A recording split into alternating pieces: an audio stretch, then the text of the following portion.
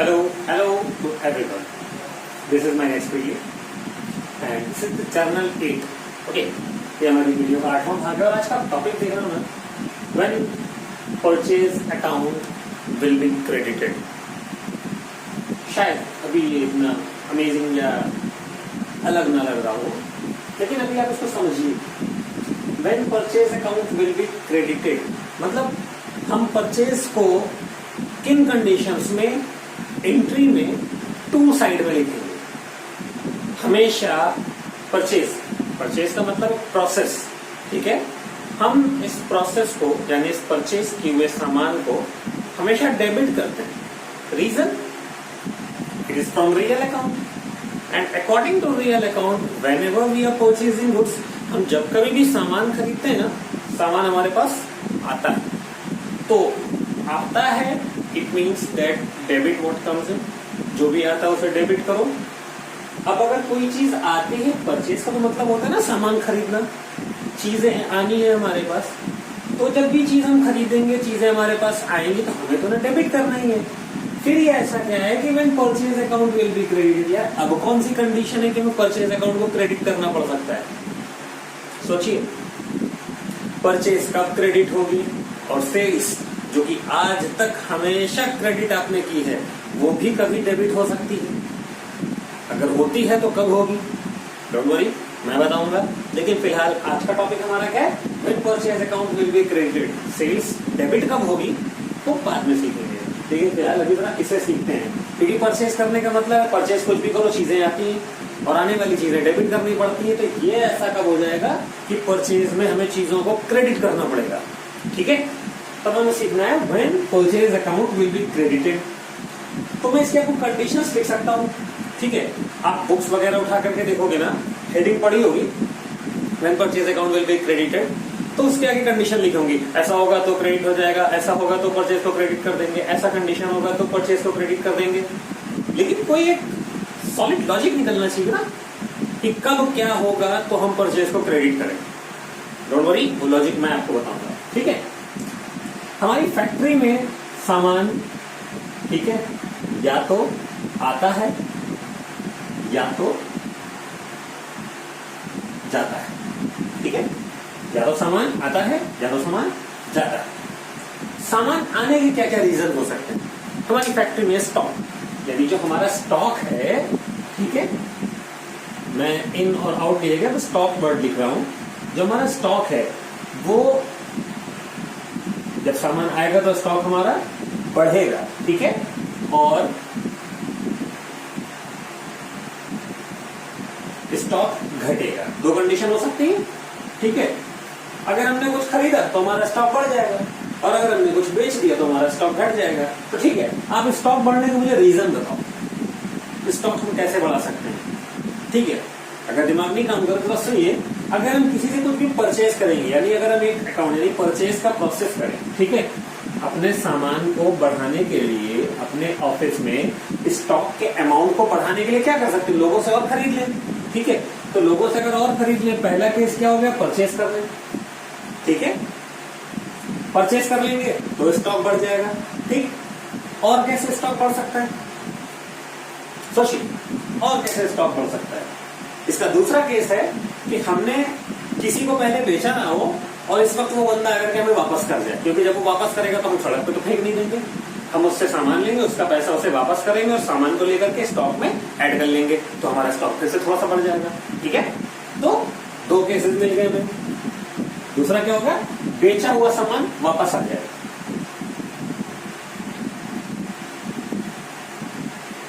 ठीक है, हमारा स्टॉक बढ़ कैसे सकता है, या तो हम किसी से कुछ खरीद लें और या किसी को बेचा हुआ हो वो वापस आ जाए. दो ही केस तो है, कोई और केस है, सोचिए. अब तीसरा केस तो मुझे भी नहीं आता क्योंकि मिला ही नहीं, मिल जाएगा तो देखेंगे. फिलहाल दो केसेस मिले. हम जब कुछ नया खरीद लेंगे तो हमारा स्टॉक बढ़ेगा और जब हम कुछ बेचा हुआ सामान हमारे पास वापस चला आएगा जिसे हमने पहले कभी बेचा होगा, आज वो कस्टमर सेटिस्फाइड नहीं है, वो हमें वापस कर जाएगा, तो उससे सामान लेंगे, स्टॉक में मिला लेंगे, फिर से स्टॉक का लेवल बढ़ जाएगा. ठीक है, तो स्टॉक बढ़ने के दो रीजन है. अच्छा भाई, घटने का बताइए. घटने का बताइए, अगर दिमाग काम करो तो आप इसका अपोजिट लिख दोगे कि हाँ भाई ठीक है बेच देंगे तो घट जाएगा. भाई अगर खरीदने से बढ़ता है तो सेल्स करने से घटता भी तो है, ठीक है, एक काम ये हो गया। अच्छा, मैं दूसरा रीजन आपसे पूछूं, ऐसी कोई एक्टिविटी बताइए जिससे आपका स्टॉक डाउन हो जाए। हाँ बिल्कुल, परचेज रिटर्न, ठीक है, अगर हमने जिससे खरीदा था उसे वापस कर दे,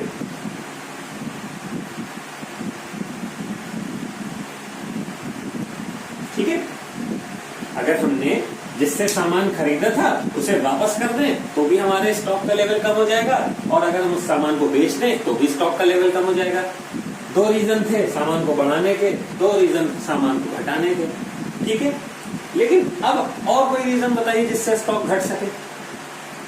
सोचिए, दिमाग काम किया नहीं किया तो चलिए वीडियो को पॉज कर दीजिए, फिर सोचिए, दिमाग में जो रीजन आ जाए उसके बाद प्ले करिएगा, ठीक है। मैं बताने जा रहा हूं, आपके पास तीसरा रीजन है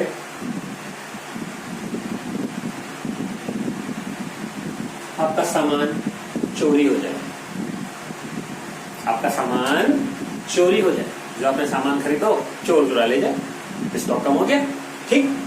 दूसरा रीजन हो सकता है आप अपने पर्सनल यूज में सामान ले लो, बिल्कुल हो सकता है भाई, अगर खुद के लिए यूज करना है तो स्टॉक से निकाल के तो यूज करोगे, स्टॉक कम हुआ कि नहीं हुआ, ठीक है।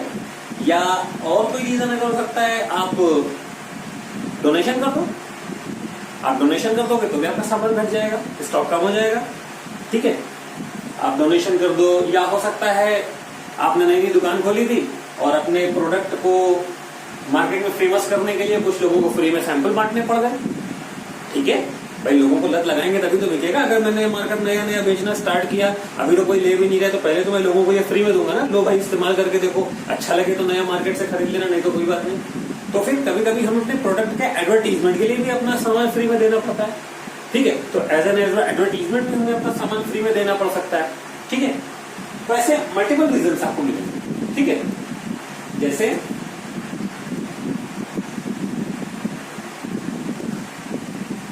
Loss by theft. नेक्स्ट अगर मैं बात करूं,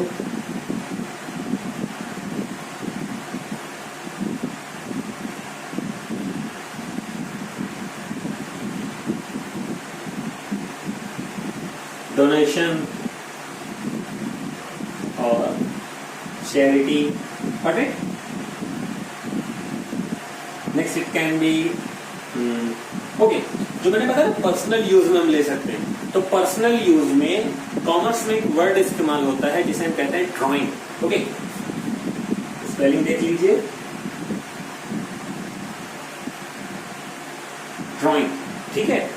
ये ड्राइंग हमारा बिल्कुल वही है जो अभी तक आप लोग सीखते आ रहे थे, आर्ट, कला, ठीक है, एग्जैक्टली वही ड्राइंग है, लेकिन अकाउंट्स में हम इसका नाम डिफरेंट यूज लेते हैं, ठीक है।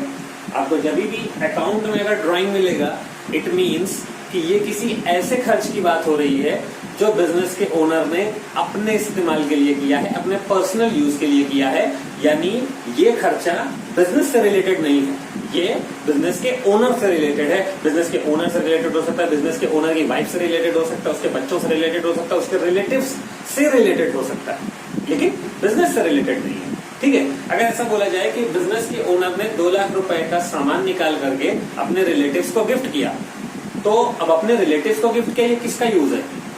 अपने रिलेटिव्स को गिफ्ट अगर किया तो किसका यूज है? ये बिजनेस के ओनर का पर्सनल यूज है ना, तो अब हम इसे ड्राइंग बोलते हैं, ठीक है, ओके। तो ऐसे वेरियस टाइप्स ऑफ डेटा आपको मिल सकते हैं, जैसे आग लग गई, मैंने बताया लॉस बाय थेफ्ट, मैंने भी आपको आग वाला तो एग्जाम्पल ही नहीं दिया था। आपकी फैक्ट्री में आग लग जाए तो भी तो आपका सामान लग सकता है, तो वो हो जाएगा हमारा लॉस बाय फायर, ठीक है। लॉस बाय फायर हो सकता है, लॉस बाय थेफ्ट, आग लग गई, चोरी हो गई और आपने दान कर दिया, चैरिटी कर दी, आपने अपने पर्सनल यूज के सामान निकाल लिया, ऐसे और भी केसेस हो सकते हैं, ठीक है। भूकंप आ जाए, बाढ़ आ जाए, सामान बर्बाद हो जाए, चूहे पुतर डाले, ठीक है। पता चला आपके यहाँ कपड़े वगैरह का धंधा हो रहा था, आपकी दुकान में चूहे बहुत ज्यादा आ गए, ना आपने सेल की ना परचेज रिटर्न की, चूहे काट गए, सामान तो घट गया, आपका स्टॉक तो कम हो गया, ठीक है।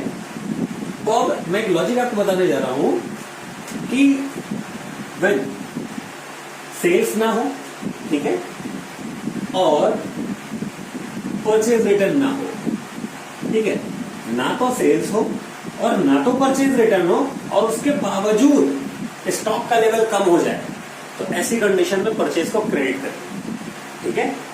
ना तो सेल्स हो ना परचेज रिटर्न हो, ठीक है, लेकिन फिर भी हमारे स्टॉक का लेवल डाउन हो जाए तो परचेज को क्रेडिट करेंगे, got it.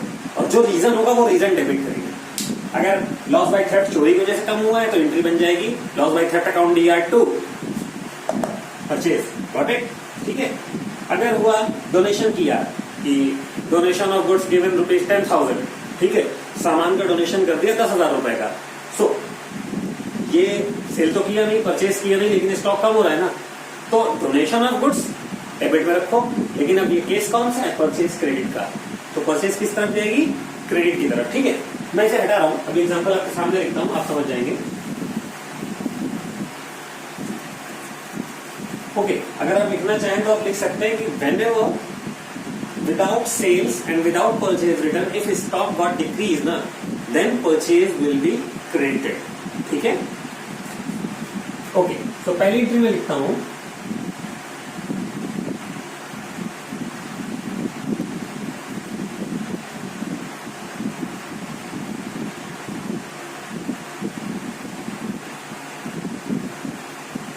Goods destroyed by fire 40,000, factory में आग लग गई, 40,000 का सामान जल गया।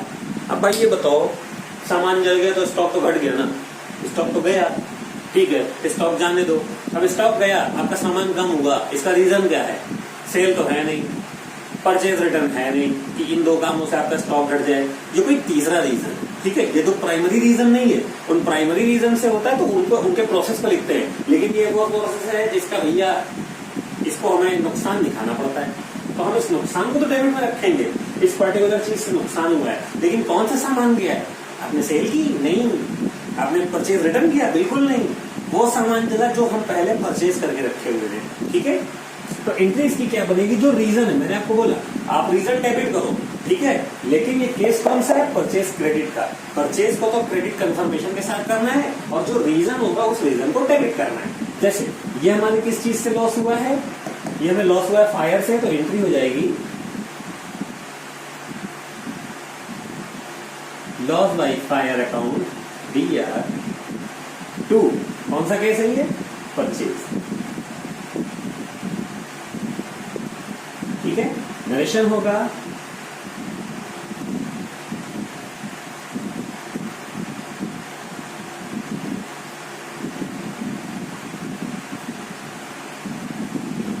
Being goods destroyed by fire, ठीक है। हो सकता था बीइंग गुड्स, अभी चेंज हो सकता है, मान लो होता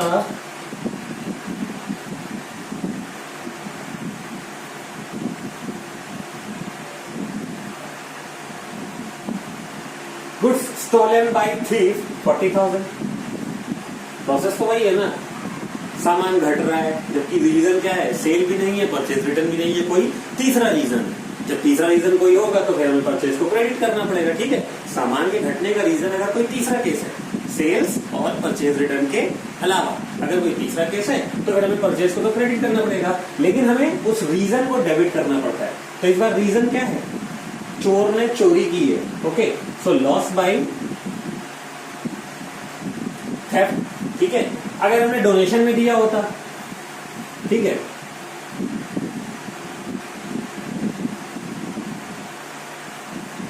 अगर ऐसा होता गुड्स डोनेटेड, ठीक है, तो फिर हम लिखते हैं reason donation, donation account DR2 cash, sorry donation account DR2 purchase, being goods अभी डिस्ट्रॉयड बाय, डिस्ट्रॉयड नहीं है क्योंकि सामान बर्बाद नहीं हुआ है, हमने डोनेट किया है। डोनेशन का मतलब बर्बाद करना नहीं होता है, ठीक है। आग लग जाएगी तो सामान बर्बाद होगा, चोरी हो जाएगा तो सामान बर्बाद होगा, ठीक है। सो बीइंग गुड्स डोनेटेड, ठीक है, बिल्कुल। तो चलिए अभी आप इन एंट्रियों को लिख लीजिए। अब आपके सामने आज मैं सिर्फ और सिर्फ इसी केस से रिलेटेड क्वेश्चन दूंगा जिनमें आपको आइडेंटिफाई करना है कि परचेज क्रेडिट होगी या नहीं होगी, ठीक है, मिक्सअप दूंगा। कुछ एंट्रियां होंगी जिनमें परचेज क्रेडिट नहीं होगी, लेकिन कुछ एंट्रियां ऐसी होंगी जिनमें परचेज क्रेडिट होगी। ये आपको आइडेंटिफाई करना है। हाँ, एक और केस है, अगर सामान का नुकसान होगा, अगर स्टॉक में कमी आएगी तो ही परचेज पर डेबिट करेंगे। ठीक है, अगर इसे बंदा बोलते गुड्स डोनेटेड, बिल्कुल सही है, हमारी एंट्री करेक्ट है, लेकिन अगर हो जाए गुड्स की जगह कैश डोनेटेड, ठीक है, आज नगद कुछ दे रहे हैं तो अब तो स्टॉक घट ही नहीं रहा, तो फिर ये परचेज का भाग, ठीक है। तो अब इसका काम खत्म। अब हम डोनेशन कर रहे हैं तो डोनेशन हमारा एक प्रोसेस है, ठीक है, डोनेशन हमारा एक प्रोसेस है, ये नॉमिनल अकाउंट का पार्ट है। क्योंकि लोग बोलेंगे मुझे डोनेशन मिला, आप बोले दिखा भाई डोनेशन का है, तो वो डोनेशन नहीं दिखाएगा आपको, कोई ना कोई अदर आइटम दिखाएगा। कैश का डोनेशन है तो कैश दिखा के बोलेगा ये डोनेशन, डोनेशन हमारा नॉमिनल अकाउंट है, ठीक है। तो एंट्री हो जाएगी donation account year to cash. सामान होगा तो ही परचेज आएगा, ठीक है, अदरवाइज नहीं आएगा। Got it? चलिए, अब आपके सामने मैं कुछ एंट्रियां रख रहा हूं, आप इनको सॉल्व करिएगा। इन एंट्रियों में मिक्सअप एंट्रियां होंगी, कुछ आपके परचेज के क्रेडिट होने वाली एंट्रियां होंगी और कुछ हमारी नॉर्मल एंट्रियां होंगी। ओके, सो सी देम। ओके, आपके सामने रही ये। ओके, आप इन्हें सॉल्व करिए और मुझे नेक्स्ट वीडियो के पहले भेजिएगा। ओके,